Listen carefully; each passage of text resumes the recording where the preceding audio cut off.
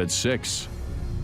A state investigator is now looking into the case of a former Fargo deputy chief regarding the trouble in late May in downtown Fargo.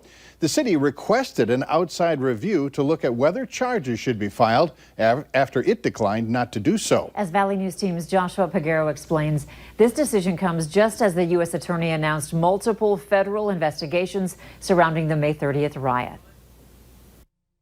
After being pushed for weeks by organizers, the city of Fargo requested the Attorney General to review its investigation of former Deputy Police Chief Todd Osmundson. The group One Fargo and the local Black Lives Matter chapter have long been calling for an independent review. We want to understand why people are being charged, but Osmundson is not. Last week, Fargo Police Chief David Todd stated he wouldn't pursue charges against Osmundson. Osmundson was put on suspension and then resigned June 4th for going undercover without permission in downtown Fargo during the May 30 riots. I took actions on Saturday to protect all officers and protesters and citizens of Fargo during Saturday's events.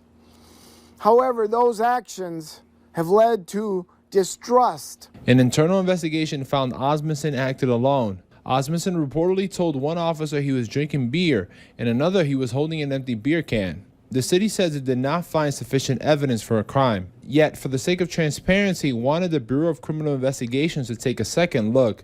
The AG's office tells us a BCI agent has been assigned to do an independent review of Osmundson's case. U.S. Attorney Drew Wrigley says his office has multiple ongoing investigations into the events of that day, potentially leading to more federal charges. Earlier this week, Wrigley filed a federal charge against one rider for reportedly stomping on the windshield of a police vehicle. In Fargo, Joshua Peguero, Valley News Live.